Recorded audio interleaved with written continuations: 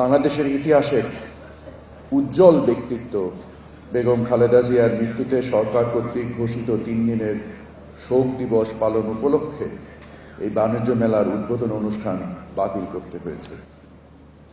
আজ এই মঞ্চে দাঁড়িয়ে আমি গভীর শ্রদ্ধা ভরে স্মরণ করছি 3 বারের সাবেক প্রধানমন্ত্রী, গণতান্ত্রিক আন্দোলনের প্রতীক ও বিএনপি চেয়ারপারসন বেগম খালেদা জিয়াকে। আমি শ্রদ্ধা ভরে স্মরণ করছি 52 ভাষা আন্দোলন, 71-এর মহান মুক্তিযুদ্ধ, 24-এর গণ আন্দোলনের সকল শহীদ, আহত যোদ্ধা এবং ডিসেম্বর মাসে ঘাতকের গুলিতে শহীদ নির্ভীক জুলাই যোদ্ধা শহীদ ওসমান বিন হাদিকে। সম্মানিত উপস্থিতি, দেশের সবচেয়ে পুরাতন বাণিজ্য মেলা ঢাকা আন্তর্জাতিক বাণিজ্য মেলার আজ 30 বছর পূর্ণ হতে যাচ্ছে। আজ এই মেলার 30তম সংস্করণের উদ্বোধনের অনুষ্ঠান যা দেশের ব্যবসা বাণিজ্যের ইতিহাসের একটি মাইল ফলক।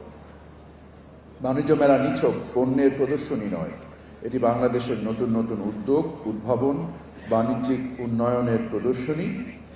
আমি এই গুরুত্বপূর্ণ অনুষ্ঠানে আমাদের সাথে যোগদানকারী সকল স্থানীয় ও আন্তর্জাতিক অংশগ্রহণকারীদের আন্তরিক স্বাগত জানাই। সুধীমণ্ডলী, বাংলাদেশ আজ বিশ্ব বাণিজ্যের গুরুত্বপূর্ণ অংশীদার। আন্তর্জাতিক বাণিজ্য মেলা আয়োজনের উদ্দেশ্য হল রপ্তানি পণ্যের উন্নয়ন, বহির্মুখীকরণ, নতুন আন্তর্জাতিক বাজারে প্রবেশ ও বাজার সংযোগ, অর্থনৈতিক কূটনৈতিক জোরদার, আন্তর্জাতিক সহযোগিতার সম্প্রসারণ এবং দেশের ইতিবাচক ভাবমূর্তি উন্নয়নে বৈদেশিক বিনিয়োগ আকর্ষণের মাধ্যমে টেকসই অর্থনৈতিক প্রবৃদ্ধি অর্জন। এসব মেলার মাধ্যমে বাংলাদেশের ব্র্যান্ড ইমেজ শক্তিশালী হয় এবং দেশের সম্পর্কে ইতিবাচক ধারণা তৈরি হয়। ঢাকা আন্তর্জাতিক বাণিজ্য মেলা দীর্ঘদিন ধরে এমন একটি প্ল্যাটফর্ম হিসেবে কাজ করছে যা পণ্যের উৎপাদককে ভোক্তার সঙ্গে, উদ্যোক্তাকে বিনিয়োগকারীর সঙ্গে এবং বাংলাদেশকে বিশ্ব বাজারের সঙ্গে সংযুক্ত করে চলছে। এই মেলা বাণিজ্য, শিল্প এবং অর্থনৈতিক উন্নয়নে আমাদের অগ্রগতিকে প্রতিফলিত করে এবং ঐতিহ্যবাহী হস্তশিল্প থেকে আধুনিক প্রযুক্তি চালিত পণ্য উৎপাদন, বহুমুখীকরণ আমাদের সক্ষমতাকে প্রদর্শন করে। এলডিসি গ্র্যাজুয়েশনের পরবর্তী সময়ে দেশের রপ্তানি বাণিজ্যের অগ্রগতি বজায় রাখার লক্ষ্যে পণ্যের উন্নয়ন, বৈচিত্র্যায়ন ও নতুন নতুন বাজার অন্বেষণের উপযুক্ত কৌশল হিসেবে গত 1 থেকে 3রা ডিসেম্বর পর্যন্ত এই ভেন্যুতেই এই আয়োজক সংস্থার উদ্যোগে প্রথমবারের মতো গ্লোবাল সোর্সিং এক্সপো 2025 ঢাকা শিরোনামে একটি আন্তর্জাতিক সোর্সিং ফেয়ারের আয়োজন করা হয়। এর মাধ্যমে দেশি বিদেশি পর্যটক, দর্শনার্থী, আমদানিকারকদের নিকট দেশের উৎপাদন, রপ্তানি সক্ষমতার বিশেষ পরিচিতির পথ সুগম হয়েছে। বছরে 1 বা একাধিক এ ধরনের আয়োজন অব্যাহত থাকবে। সুধীমণ্ডলী, বাণিজ্য মেলায় উদ্যোক্তাগণের ভূমিকা অত্যন্ত গুরুত্বপূর্ণ। উদ্যোক্তারা তাদের পণ্য ও সেবার গুণগত মান, উদ্ভাবন, প্রতিযোগিতামূলক সক্ষমতা প্রদর্শনের মাধ্যমে দেশের ভাবমূর্তি তুলে ধরেন। ক্রেতাদের সঙ্গে সরাসরি যোগাযোগ, বাজার চাহিদার বিশ্লেষণ, দর কষাকষি ও অর্ডার গ্রহণের মাধ্যমে তারা বাস্তব বাণিজ্যিক সুফল অর্জন করেন। উদ্যোক্তাগণ এই মেলায় অংশগ্রহণের মাধ্যমে নতুন বাজার সম্পর্কে ধারণা লাভ, আন্তর্জাতিক মান ও প্রযুক্তির সঙ্গে পরিচিতি এবং পণ্য উন্নয়নের সুযোগ পাবেন। আমি আশা করি উদ্যোক্তাদের সক্রিয় অংশগ্রহণ বাণিজ্য মেলাকে সফল করে তুলবে এবং দেশের রপ্তানি প্রবৃদ্ধিতে গুরুত্বপূর্ণ অবদান রাখবে। আন্তর্জাতিক পণ্য প্রদর্শক অংশীদারদের এ মেলায় অংশগ্রহণ দেখে আমি আনন্দিত ও আশান্বিত। আপনাদের উপস্থিতি মুক্ত বাণিজ্য, সহযোগিতা এবং অংশীদারিত্বের ভিত্তিতে পারস্পরিক সমৃদ্ধিতে আমাদের আস্থাকে আরও শক্তিশালী করবে বলে আমি দৃঢ় বিশ্বাস করি।